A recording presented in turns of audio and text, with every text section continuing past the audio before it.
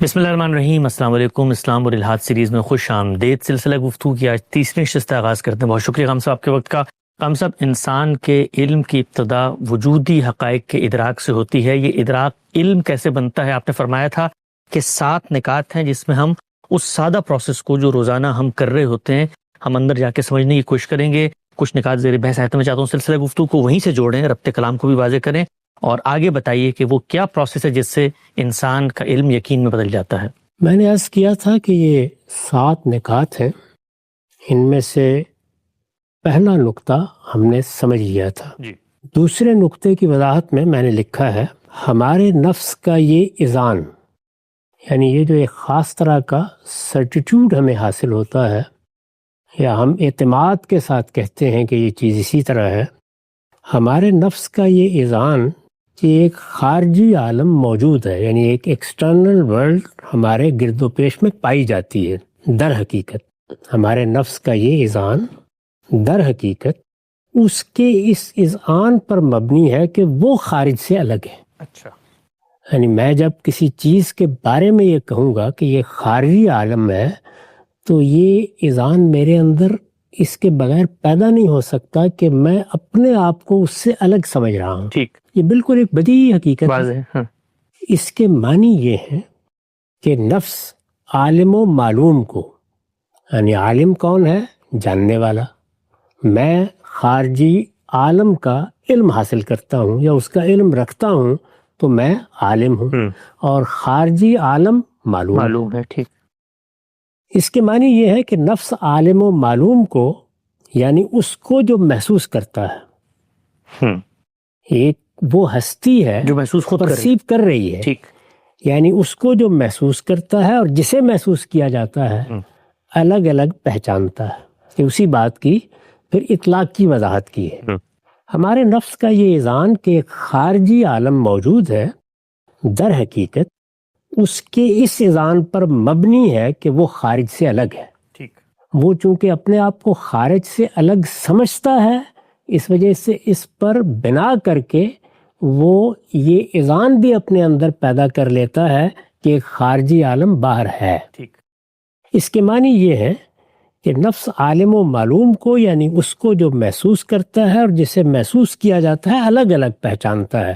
یعنی میں اپنی ذات کو اور اس میز کو، اپنی ذات کو اور آپ کو، اپنی ذات کو اور اس کمرے کو، اپنی ذات کو اور اس عالم کو الگ الگ پہچانتا ہوں۔ یہ ایک قطعی حقیقت ہے، اس لیے اب یہ استدلال کیا ہے، یہ ایک قطعی حقیقت ہے اس لیے کہ ایسا نہ ہوتا تو وہ محسوس کو اپنے ساتھ متحد ٹھہراتا، یعنی اس صورت میں تو وہ الگ کر کے اس کو دیکھ ہی نہ سکتا۔ ٹھیک، اپنے آپ کو اور خارجی عالم کو وہ یونیفائڈ سمجھتا، متحد ٹھہراتا، اور اپنے اندر کبھی یہ اذعان پیدا نہ کر سکتا کہ محسوس، یعنی جو چیزیں پرسیوڈ ہیں، کہ محسوس اس کی ذات سے الگ ایک خارجی وجود ہے۔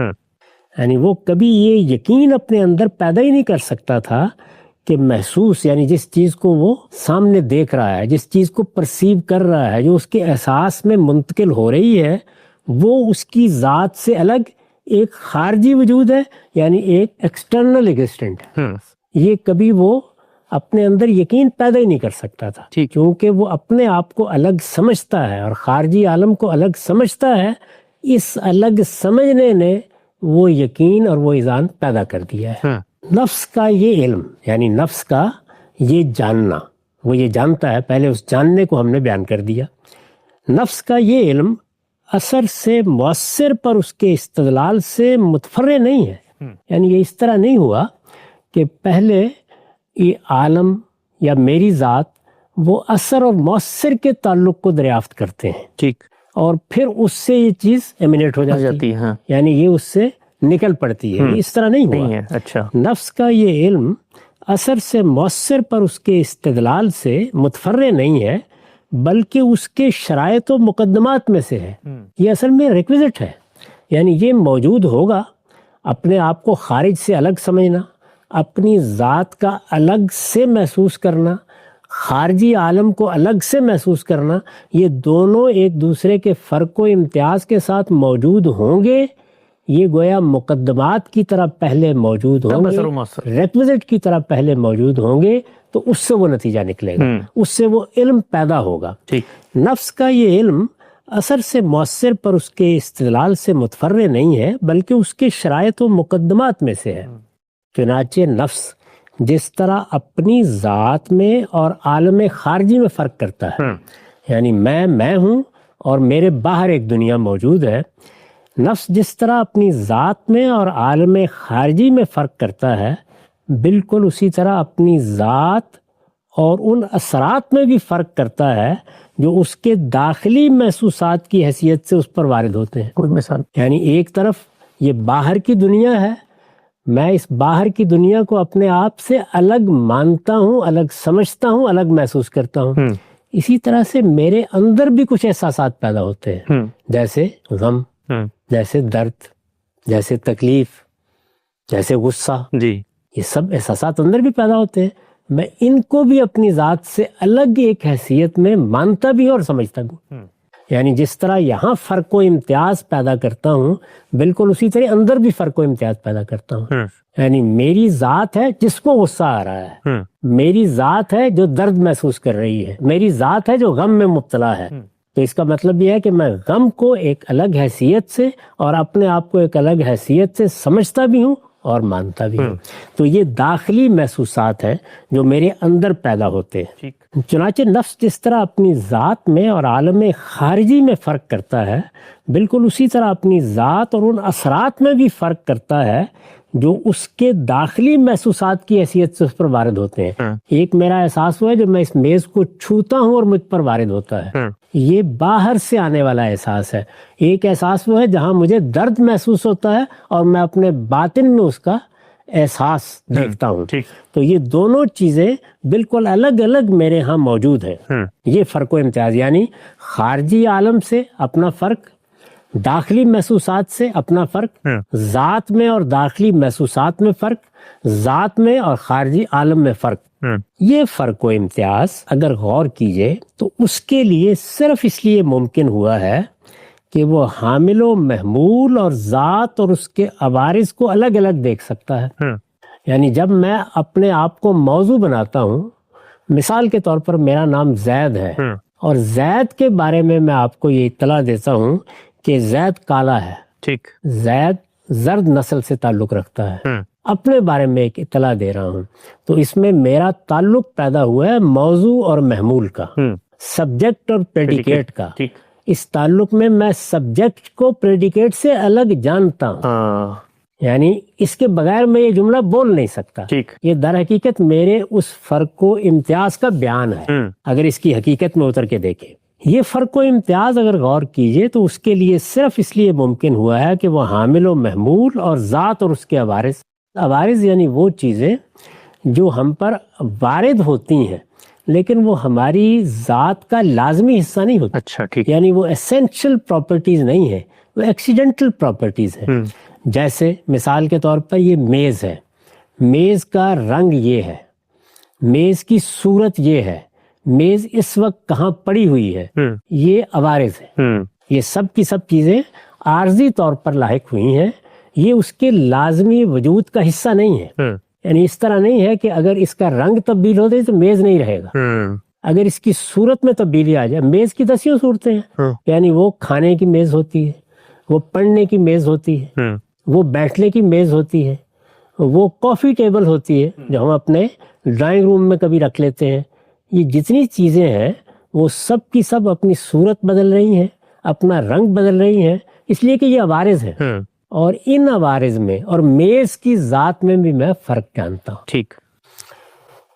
صرف اس لیے ممکن ہوا ہے کہ وہ حامل و محمول اور ذات اور اس کے عوارض کو الگ الگ دیکھ سکتا ہے، یعنی میں ان میں بھی فرق و امتیاز کو متعین طور پر الگ الگ دیکھتا ہوں۔ نفس نے یہ چیز، یہ فرق و امتیاز کوئی معمولی چیز نہیں ہے، نفس نے یہ چیز فکر و تدبر اور ترتیب مقدمات سے حاصل نہیں کی، یعنی بچپن سے لے کے اب تک یہ فرق و امتیاز میرے باطنی الہام سے مجھ پر وارد ہو چکا ہے۔ میں کبھی بھی اس کے لیے کوئی منطقی ترتیب قائم کر کے یہ نتیجہ نہیں نکالتا۔ میز میں اور اس کے رنگ میں فرق ہے، یہ چیز مجھے سکھائی نہیں گئی، یعنی اس طرح نہیں سکھائی گئی کہ یہ چند مقدمات ہیں، یہ صغرا ہے، یہ کبرا ہے، اس کو ترتیب دیں تو اس سے یہ نتیجہ نکلتا ہے۔ یہ چیز میرے اندر موجود ہے۔ نفس نے یہ چیز فکر و تدبر اور ترتیب مقدمات سے حاصل نہیں کی، بلکہ فاطر فطرت کی طرف سے اس پر الہام کی گئی۔ اس سے پہلے ہم نے مقدمے میں عرض کیا تھا کہ یہ الہامات ہیں، یہ اسی معنی میں لفظ الہام استعمال ہوا ہے، یعنی یہ ایک باطنی ریویلیشن ہے جو مجھے یہ فرق و امتیاز دے چکا ہے، میں اب اس کا صرف اظہار کرتا ہوں۔ اسے یعنی اس فرق و امتیاز کو، اسے خارجی عالم پر ہمارے یقین سے بھی زیادہ راسخ اور اس پر مقدم سمجھنا چاہیے۔ یہ ریکویزٹ ہے اس کا، یہ اگر میرے اندر موجود نہ ہو تو آگے کوئی ترتیب قائم ہی نہیں ہو سکتی، علم وجود پذیر ہی نہیں ہو سکتا۔ اسے خارجی عالم پر ہمارے یقین سے بھی زیادہ راسخ اور اس پر مقدم سمجھنا چاہیے، اس لیے کہ یہی وہ اصل ہے جس پر خارج سے متعلق ہمارا یقین مبنی ہے۔ یعنی خارج میں جو چیزیں ہم دیکھ رہے ہیں یا خارجی عالم پورا کا پورا دیکھ رہے ہیں، اس پر ہمارے یقین کی بنیاد کیا ہے؟ یہ فرق و امتیاز کی صلاحیت جو ہمارے اندر ودیت کرتی ہے۔ بالکل ٹھیک، واضح ہے۔ یہ دوسرا نقطہ تھا۔ اس کے بعد اب تیسرے نقطے کو دیکھیے۔ یعنی یہ در حقیقت ہمارا وہ تجربہ ہے جس کو روزمرہ کا تجربہ کہنا چاہیے، صرف اس کی وضاحت کی جا رہی ہے۔ یہ چیزوں کے بارے میں ہمارے علم کی بنیاد کیسے پڑتی ہے، اس میں جو یقین ہمیں حاصل ہے اس کی بنیاد کیا ہے؟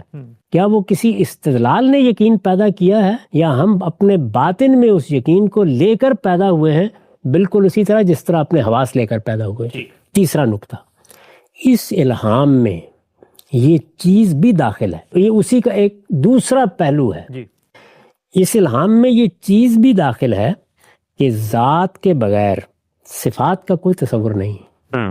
یعنی ہم جتنی بھی صفات کا تصور کرتے ہیں، اگر غور کر کے دیکھیں تو وہ الگ سے کہیں ہمارے مشاہدے میں نہیں آتی، وہ کسی ذات کی صفات بن کے مشاہدے میں آتی۔ بالکل ٹھیک۔ اس الہام میں یہ چیز بھی داخل ہے کہ ذات کے بغیر صفات کا کوئی تصور نہیں ہے۔ چنانچہ نفس جس طرح اس بات کا یقین رکھتا ہے کہ وہ ایک ذات ہے، اپنے باطن میں جھانک کر دیکھ لیجئے، آپ اس یقین سے مالا مال ہیں کہ آپ ایک شخصیت ہے، ایک ذات ہے۔ چنانچہ نفس جس طرح اس بات کا یقین رکھتا ہے کہ وہ ایک ذات ہے جو صفات کی حامل ہو سکتی ہے، یعنی میں آپ کی ذات کو الگ سے جانتا ہوں اور اپنی ذات کو بھی، اور یہ کہ میں عالم ہو سکتا ہوں، میں نہیں ہو سکتا، میں جاہل ہو سکتا ہوں، میں نہیں ہو سکتا۔ یعنی یہ دیکھیے نا، صفات کو میں الگ سے دیکھ رہا ہوں، الگ سے ان کو سمجھ بھی رہا ہوں، وہ میری ذات کے ساتھ متعلق ہو کر مجھ پر واضح ہوتی ہیں، اور جب میری ذات کے ساتھ متعلق ہو کر مجھ پر واضح ہوتی ہیں تو میں اپنی ذات کا یقین رکھتا ہوں اور اس کے بارے میں یہ بھی یقین رکھتا ہوں کہ یہ صفات کی حامل ہو سکتی ہے۔ اسی طرح اس بات کا بھی یقین رکھتا ہے کہ اس کی صفات ہیں جو اسی ذات سے قائم ہے۔ یعنی ایک تو یہ کہ میں یہ یقین رکھتا ہوں کہ میں ایک ذات ہوں جس میں یہ اور یہ صفت ہو سکتی ہے، اور دوسرے یہ کہ یہ جو اس وقت صفات میرے اندر موجود ہیں یہ کہیں الگ نہیں پڑی ہوئی، یہ میری ذات کے ساتھ قائم ہے۔ یعنی اگر میں عالم ہوں تو میری ذات کے ساتھ میرا یہ عالم ہونا ہے، اگر میں جاہل ہوں تو یہ میری ذات سے متعلق ایک صفت ہے جس کو میں اسی طرح محسوس بھی کرتا ہوں اور اسی فرق و امتیاز کے ساتھ جانتا بھی۔ یہ تیسرا نقطہ تھا، یہ ایک لحاظ سے کہیے تو دوسرے نقطے ہی کی ایک فرع تھی۔